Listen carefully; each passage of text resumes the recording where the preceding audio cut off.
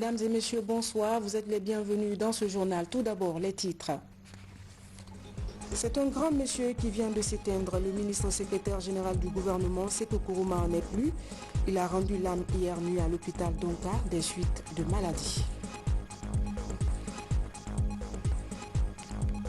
La Guinée reçoit un don de la Chine. Il s'agit de consommables médicaux pour soutenir le gouvernement dans la lutte contre le Covid-19. Les équipements ont été réceptionnés à l'aéroport de Conakry par les ministres de la Santé et de la Coopération. Cette année, la période de pénitence du Ramadan coïncide avec l'état d'urgence sanitaire pour aider les familles démunies à ne pas ressentir les effets de la crise due à la pandémie du Covid-19. Les autorités du secteur maritime et portuaire ont mis des vivres à leur disposition. Bonsoir. Avant de développer ces titres, ce communiqué du bureau de presse de la présidence. Le président de la République, le professeur Alpha Condé, a la profonde douleur de vous annoncer le décès de M. Sékou Kourouma, ministre secrétaire général du gouvernement, décès survenu le samedi 18 avril 2020 à Conakry. Nommé le 14 juin 2018 au poste de ministre secrétaire général du gouvernement, M. Sékou Kourouma s'est attelé depuis cette date à relever les défis liés à l'organisation, à la coordination et à l'efficacité du travail gouvernemental.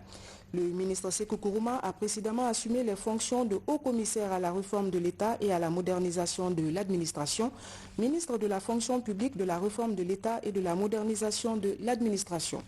En plus d'être membre fondateur du Rassemblement du peuple de Guinée RPG, il a été un grand commis de l'État qui, à partir de 1988, a participé activement en qualité de conseiller technique à la mise en œuvre de la deuxième génération des réformes initiées dans le cadre des programmes d'ajustement structurel.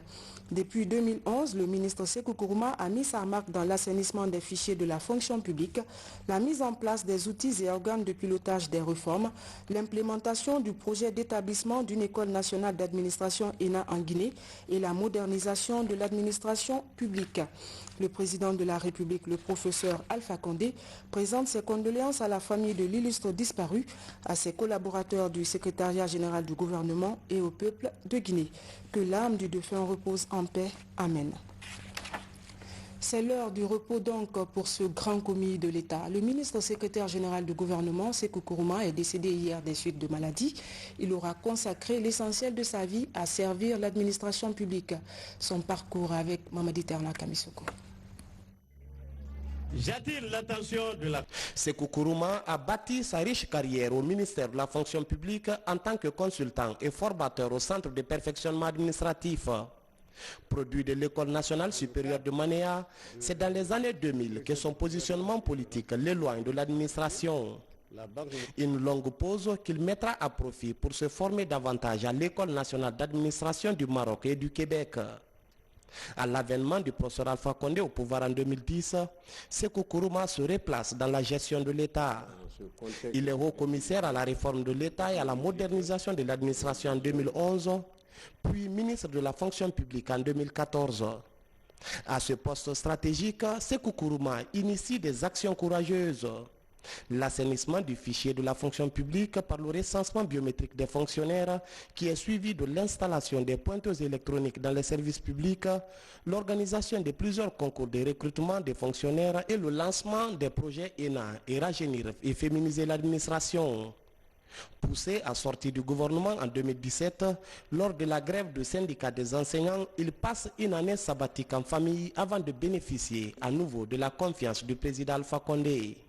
Nommé en 2018 ministre secrétaire général du gouvernement, le natif de Kouroussa mettra son expertise au service de ce département considéré comme la mémoire institutionnelle de l'État guinéen.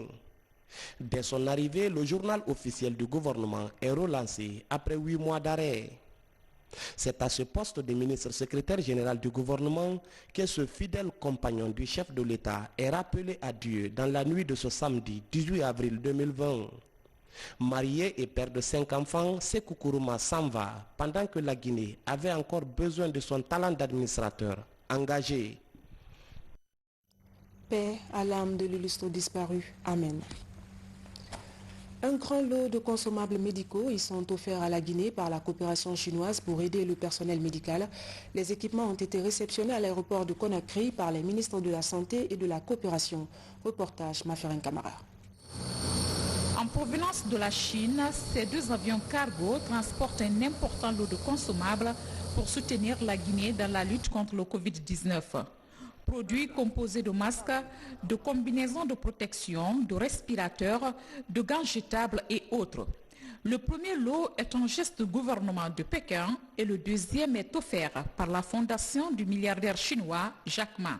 La Chine et l'Afrique sont de bons amis, bons partenaires et bons frères. Actuellement, la pandémie se propage en Afrique. La Chine, en partageant les mêmes préoccupations des pays africains, nous fournissons à nos amis africains des matériels. On continuera à aider autant que possible nos amis africains pour mener ce combat. Tout en participant au plan conjoint de riposte contre la pandémie, les agences onusiennes, toujours au chevet de Guinée, coordonnent et facilitent l'acheminement de ces assistances. Au niveau gouvernemental, nous appuyons la coordination nationale de riposte dans tous ses piliers, que ce soit la surveillance, les points d'entrée, la prise en charge des cas, la prévention et le contrôle des infections, mais aussi la logistique, comme nous sommes aujourd'hui ici pour acheminer des équipements importants. Nous agissons dans l'urgence, mais nous agissons aussi dans le développement de la résilience et le renforcement des systèmes, parce qu'une des leçons d'Ebola, c'est que c'est par la participation inclusive de toutes les parties prenantes de la nation, sans distinction, gouvernement, secteur privé, société civile, les partis politiques, les religieux traditionnels et aussi les associations de femmes, de jeunes. Toute la population doit se dresser comme un seul homme devant cette menace-là. Cet autre coup de pouce de la Chine prouve une fois encore le réalisme et la qualité de longues années de coopération qu'entretiennent Pékin et Conakry. Surtout, cet appui intervient dans un contexte international défavorable à la solidarité. Au même moment, les partenaires internationaux à tous les niveaux sont frappés par la pandémie.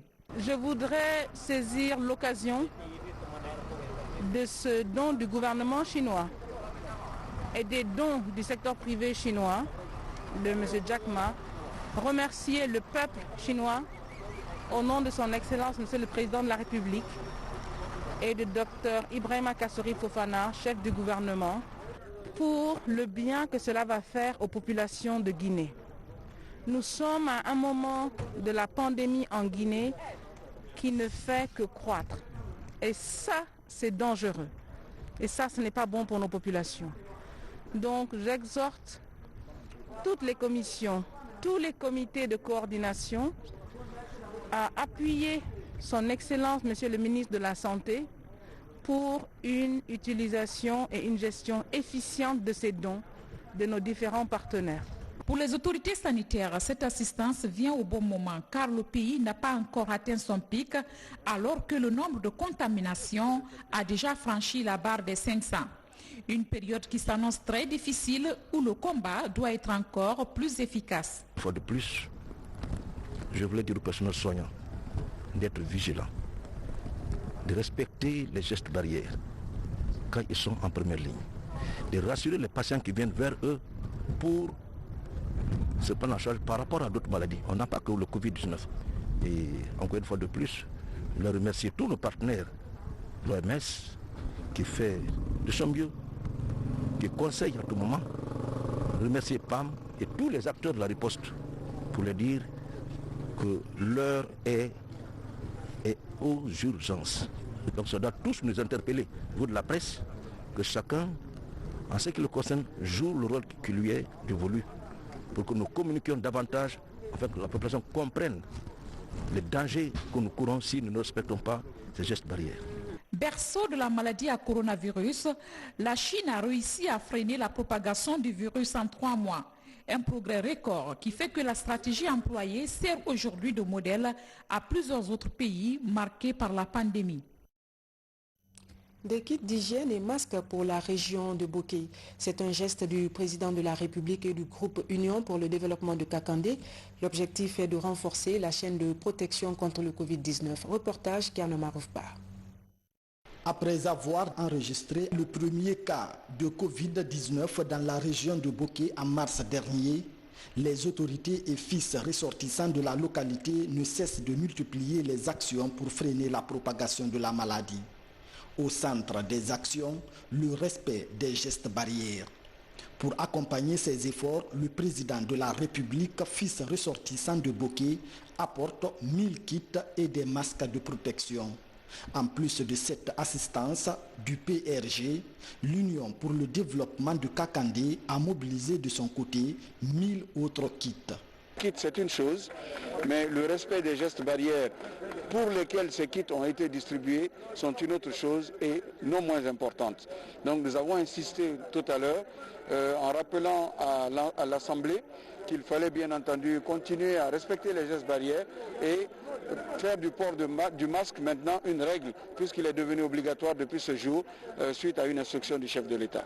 Frères de Boké, frères et sœurs de Boké, de se conformer strictement aux mesures édictées par l'Agence nationale de la sécurité sanitaire. Cette pandémie est une réalité, elle est universelle.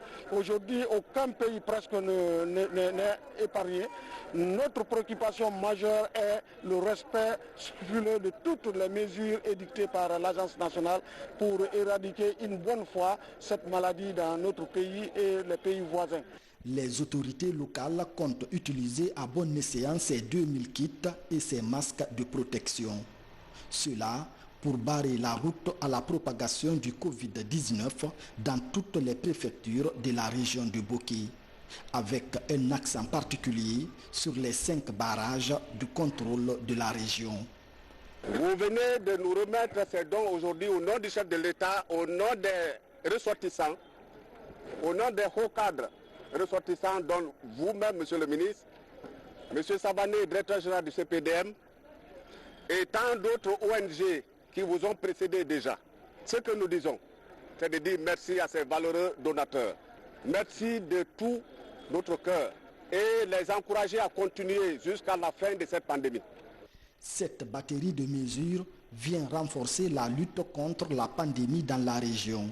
Une région qui a enregistré à ce jour 2 cas positifs avec plusieurs cas contacts actuellement suivis par l'équipe de l'Agence nationale de sécurité sanitaire.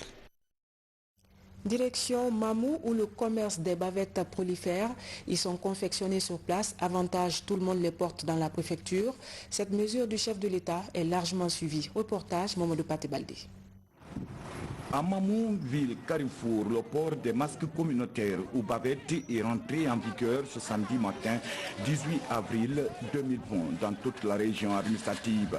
Cette décision du président de la République, le professeur Alpha Condé, est prise à bras le corps par les populations des préfectures de Mouamoudalaba et de Pita qui craignent les risques liés à cette pandémie.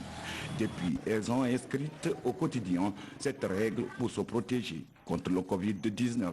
Nous le suivons sur les réseaux sociaux, par les médias. Tout le monde entier est menacé par cette pandémie. Ça, c'est une affaire qu'il faut prendre au sérieux. Et c'est pourquoi Monsieur le Président de la République, le professeur Alpha Condé, pour sauver son peuple, a pris des mesures draconiennes, tout en demandant d'abord, en décrétant des mesures d'urgence sanitaire, avec le couvre-feu par-dessus le marché, pour éviter vraiment la propagation de cette maladie qui est très dangereuse. Des sensibilisations ont été effectuées au niveau des différents marchés et les services techniques se sont déployés pour continuer à sensibiliser. C'est devenu un travail quotidien.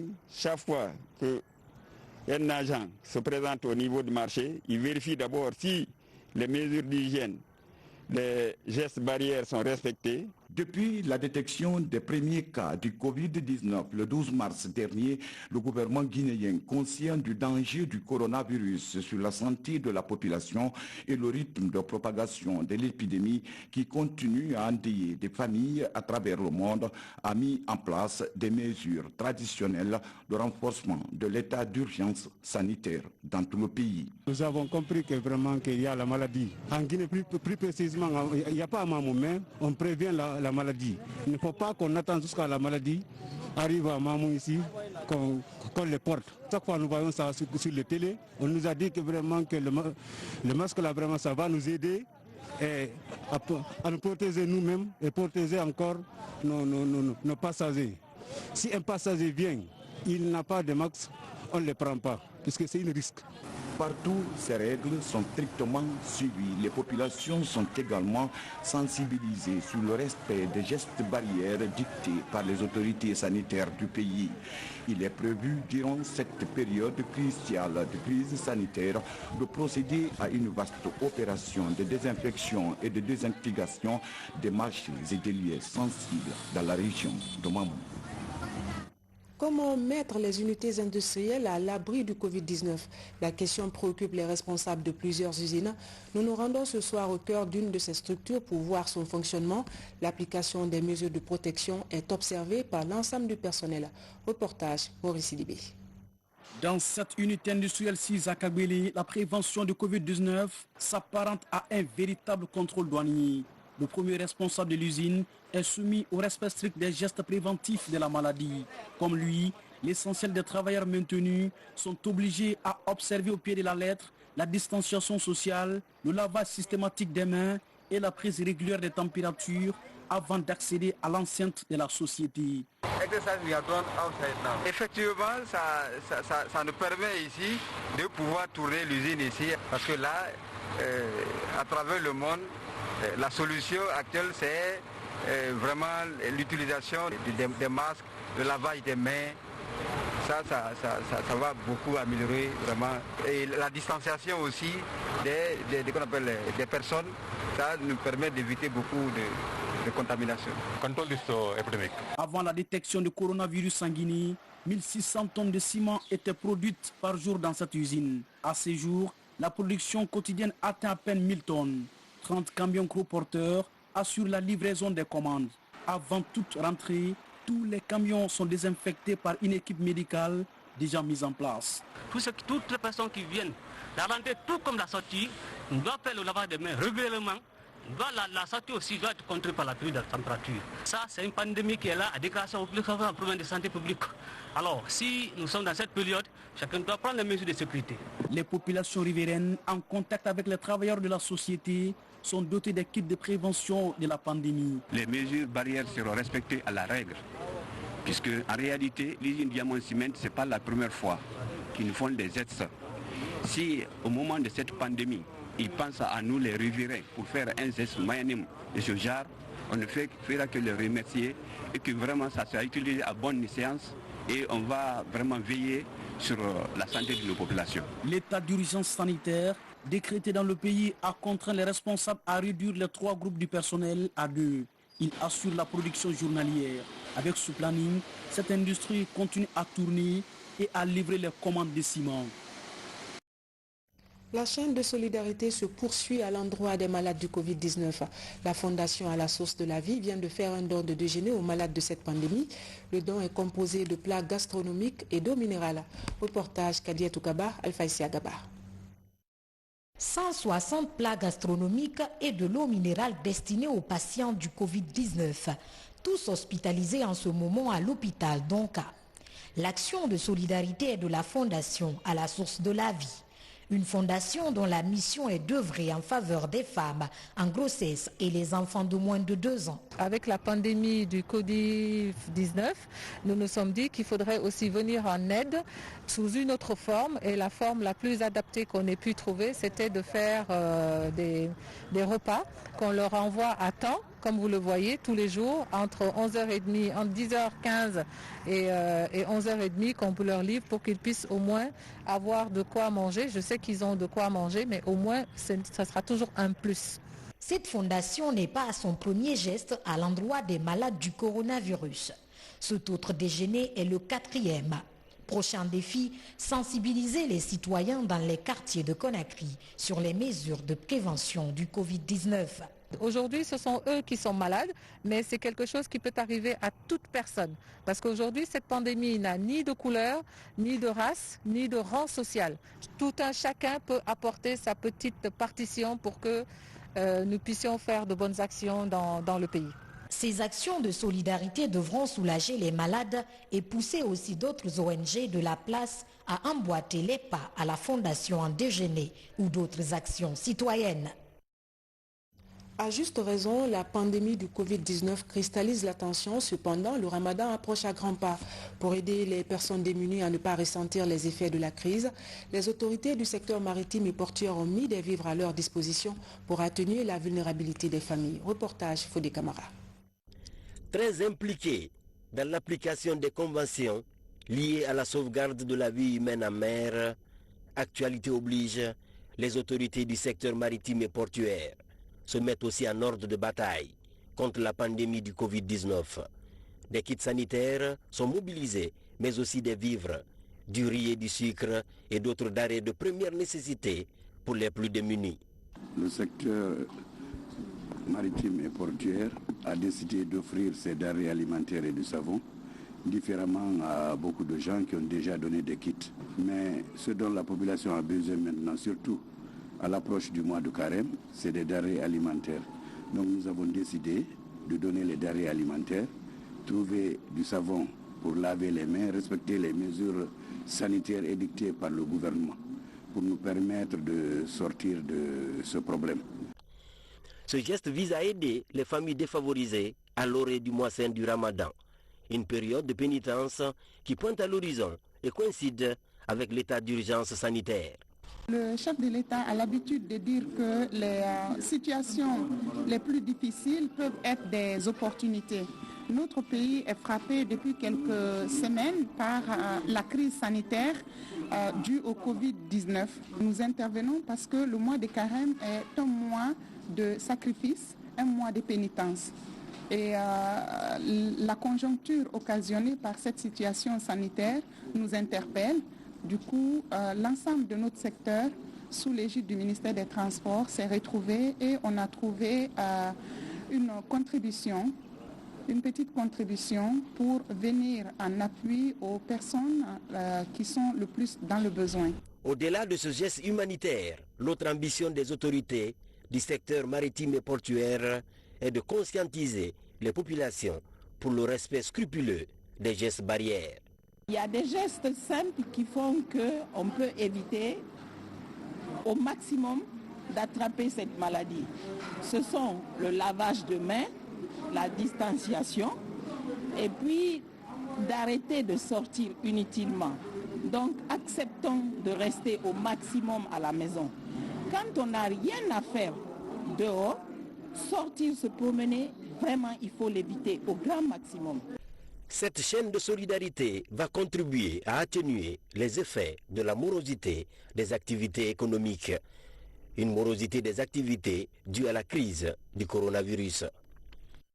Et puis ce communiqué avant de boucler ce journal, le ministère de l'Information et de la Communication informe à l'ensemble de la population guinéenne que le groupe de presse Adafo Média a mis à la disposition des autorités en charge de la lutte contre le Covid-19 contre le Covid-19 2 ambulances pour une période de 2 mois. La remise de ces engins roulants a eu lieu le vendredi 17 avril 2020 dans les locaux du ministère de l'Information et de la Communication, département de tutelle des médias. Par ailleurs, le ministère de l'Information et de la Communication félicite le groupe Adafo Média qui a aussi annoncé avoir mobilisé 4,6 milliards de francs guinéens et 2 respirateurs artificiels qui comptent mettre à la disposition de l'Agence nationale de sécurité sanitaire. Mesdames et messieurs, cette période de couvre-feu nous oblige à boucler ce journal. Nos équipes doivent regagner leur domicile avant 21h. Demain, les éditions de la journée seront présentées par Seydou Diallo, le 20h30 par Alia Kamara. Prenez soin de vous, bonsoir et à très bientôt.